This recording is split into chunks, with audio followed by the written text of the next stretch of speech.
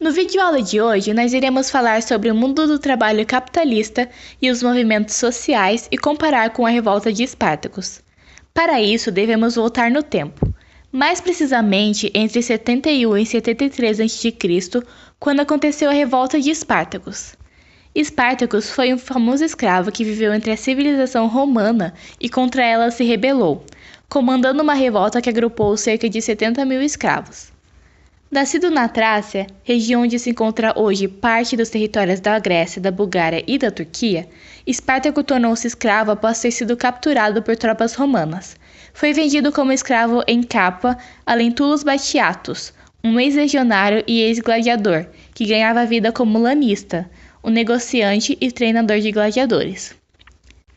As lutas de gladiadores eram apreciadas pela população romana, caracterizada pelas ações guerreiras violentas contra os povos conquistados, o que possivelmente teria explicado o gosto por espetáculos sangrentos.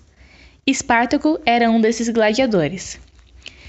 Espartaco não aceitou as humilhações e violências cometidas pelo seu senhor contra os escravos e rebelou-se. Fugiu com vários de seus companheiros de cativeiro, iniciando a formação de um exército de escravos. O governo romano enviou várias legiões para derrotar e prender Espartacus e os demais escravos, mas elas foram sucessivamente derrotadas pelos fugitivos. A cada vitória, os escravos conseguiam se armar cada vez mais. A notícia dos feitos do exército liderado por Espartaco espalhou-se pelo território romano, levando outros escravos a se rebelarem e a se juntarem a Espartacus. Um imenso exército formou-se. As estimativas apontam que entre 70 e 90 mil escravos lutaram ao lado de Espartacus. A amplitude de um exército desse tipo pode ser explicada no fato de Roma basear sua organização social no escravismo, impondo essa condição social a inúmeros povos que foram conquistados. As humilhações, violências, condições de trabalho e a perda da vida levaram esses escravos à rebelião. A luta dos escravos era pela liberdade individual e não contra o sistema de escravismo. Os escravos rebelados viviam também de pilhagens feitas em cidades e propriedades de romanos. Nesta função, deslocaram-se por várias partes da Península Itálica. Um dos objetivos era atravessar os Alpes do norte da península e, assim, alcançar a Gália e a partir daí se dispersarem. Agora que já entendemos um pouco sobre a revolta de Espartacus, podemos dar continuidade ao assunto. No capitalismo atual, a riqueza, de maneira geral, é criada dentro de relações sociais de dominação de classes, e por isso mesmo, centrada em uma contradição estrutural.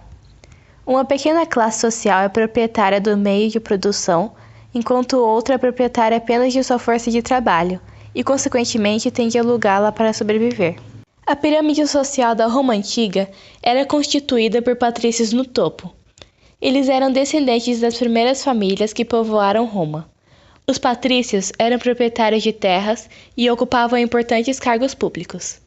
Podemos comparar na nossa sociedade atual os patrícios com aqueles que estão exercendo cargo político e representando-nos no governo.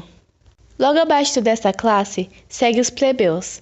Eles formavam a maioria da sociedade romana. A plebe era composta basicamente por pequenos comerciantes, artesãos e outros trabalhadores livres. Possuíam poucos direitos políticos e de participação na vida religiosa. Eles são o que podemos chamar hoje em dia de pequenos empresários e agricultores, em geral a classe média. Temos a seguir os clientes, que, embora livres, viviam presos aos patrícios. Possuíam uma forte relação de dependência. Esta classe era formada basicamente por estrangeiros e refugiados pobres. Tinham o apoio econômico e jurídico dos patrícios, porém lhes deviam ajuda em trabalhos e questões militares.